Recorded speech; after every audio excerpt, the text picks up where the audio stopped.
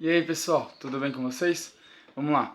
A aula de hoje é sobre Brasil, Nova República, período do Brasil que vai de 1985 até 2018 com as eleições presidenciais que elegeram Jair Messias Bolsonaro como nosso presidente.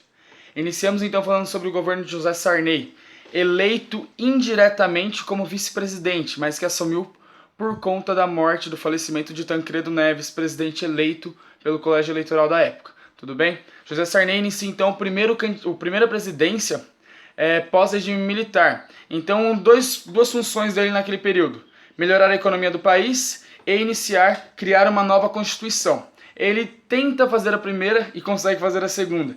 A primeira, ele não conseguiu melhorar a economia do país, que continuou indo de mal a pior. Ele até tentou vários planos econômicos, exemplo, o Plano Cruzado, mas que não deu muito resultado, não deu muito certo.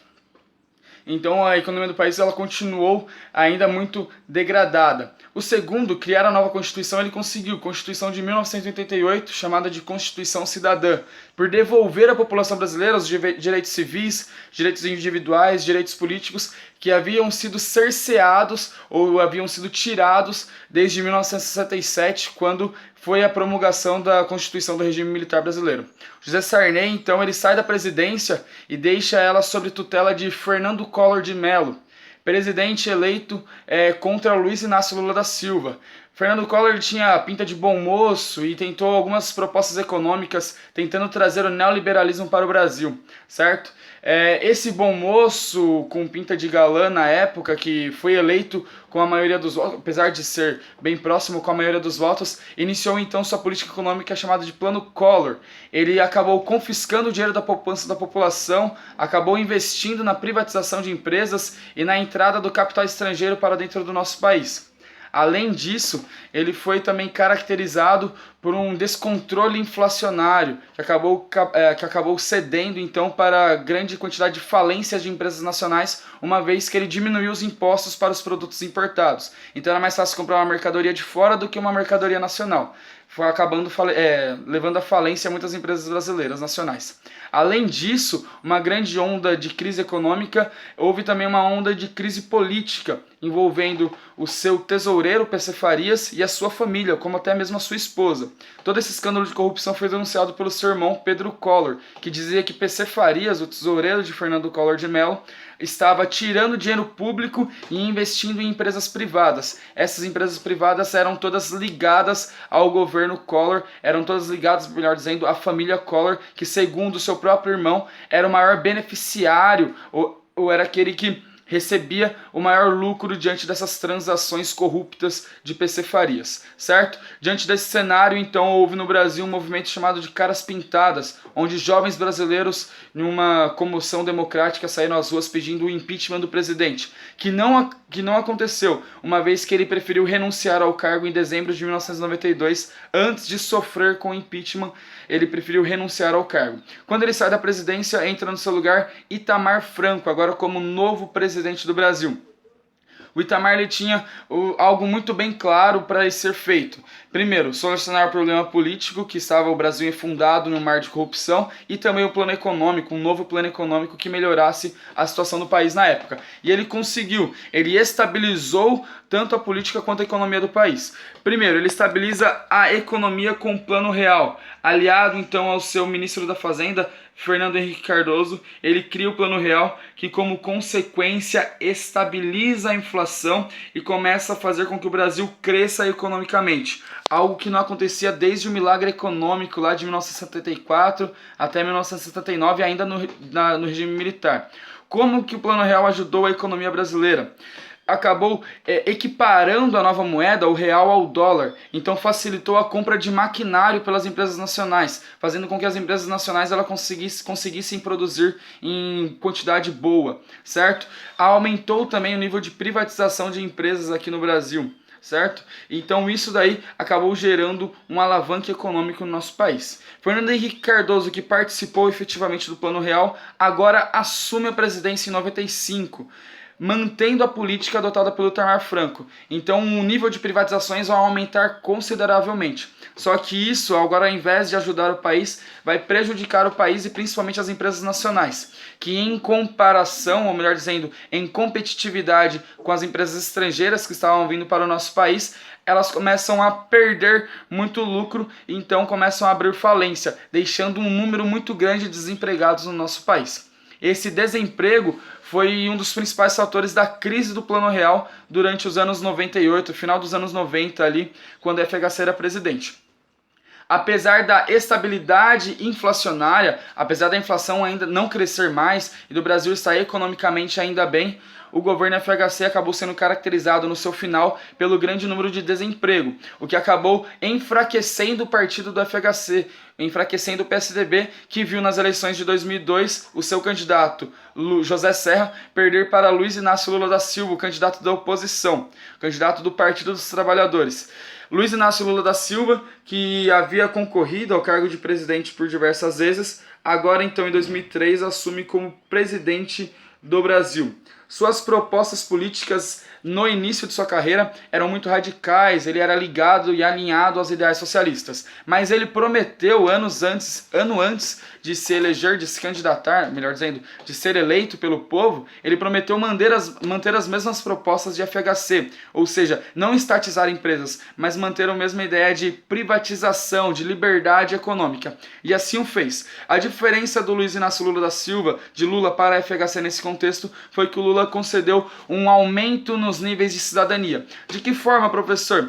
Ele começou a investir muito nas obras sociais, em obras públicas. Principais núcleos onde ele investiu: programa Bolsa Família, então concedia ajuda a pessoas, a famílias mais necessitadas, as famílias carentes, certo? Além de investir nesse Bolsa Família, ele iniciou um projeto Fome Zero para acabar com as famílias em miséria, ou melhor dizendo, tirar essas famílias que estavam em condição miserável, certo?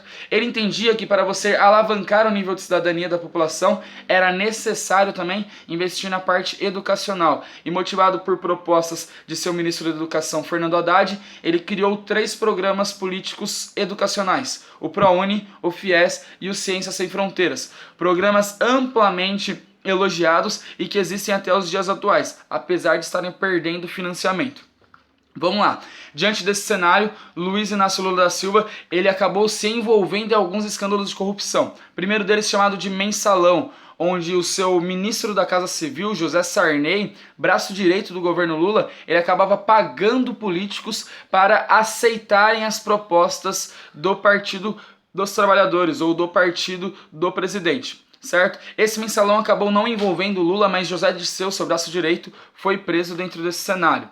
Outro momento em que ele se envolveu em escândalos de corrupção foi ainda durante seu governo, através do PAC, Programa de Aceleração do Crescimento. Como que funciona? Para você desenvolver a infraestrutura de um país, é necessário que você invista na parte de empreiteiras. Então é aberto licitação, várias empreiteiras elas se disponibilizam para fazer uma obra pública. Tudo bem? O que o Lula fazia, junto com seus políticos, com seus partidários? Eles auxiliavam, eles davam benefícios às empreiteiras de amigos deles. Sem contar que eles cobravam por fora um valor para que essas empreiteiras elas fossem aceitas para fazer ou para realizar aquela obra pública. Além de cobrar valores por fora que eles embolsavam e ele também pagava esses partidários, ele cobrava dessas empreiteiras obras a serem feitas para ele mesmo. Como nós temos exemplo, a obra lá na chácara no sítio em Guarujá, no sítio Atibaia e no triplex do Guarujá. Foi aí que o Lula acabou se enfiando ou acabou metendo os pés pelas mãos e acabou entrando nesses escândalos de corrupção. Mesmo assim, em 2011 2010 melhor dizendo, ele consegue eleger a candidata a qual ele apoiava, no caso Dilma Rousseff. Ela inicia sua candidatura então em 2011, com o objetivo de manter as propostas do seu antecessor ou do seu pai na política, Luiz Inácio Lula da Silva. Dilma Rousseff ela mantém até certo ponto, até que ela consegue perder muito apoio no Congresso Nacional. Isso daí motiva em 2013 as famosas Jornadas de Junho. Vai ser um movimento realizado amplamente pela população brasileira para promover o impeachment ao presidente. Entretanto, ela consegue ainda passar por essa situação controversa. Em 2014 ela é reeleita, mas em 2016, através de novos desentendimentos com o Senado e com a Câmara dos Deputados Federais, ela acaba não resistindo e sofrendo impeachment em agosto de 2016. O impeachment que ela sofreu, ela foi sobre a acusação das famosas pedaladas fiscais. Tudo bem? Quando ela sofre o impeachment, ela sai da presidência e quem entra em seu lugar é o candidato Michel Temer, que era vice-presidente dela, mas que também estava alinhado a essa oposição que promoveu o impeachment sobre Dilma Rousseff. Então ela teve o seu Judas durante seu processo de presidente da República. Michel Temer, então, inicia sua candidatura política, melhor dizendo, não, inicia sua presidência da República com o apoio do neoliberalismo, ou com o aporte do neoliberalismo. Qual que era o objetivo de Michel Temer? Pavimentar a calçada para que em 2018 fosse eleito um candidato também neoliberal, também com viés político de direita. Quem que foi esse candidato eleito em 2018? Jair Messias Bolsonaro, que dá prosseguimento às propostas de Michel Temer feitas lá atrás. Quais são essas propostas de Michel Temer?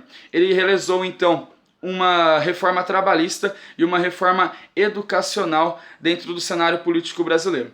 Tudo bem? Gente, tentei falar o mais rápido possível para não ser enfadonho e também falar rápido. Espero que tenham gostado. Fiquem com Deus. Um grande abraço. Valeu!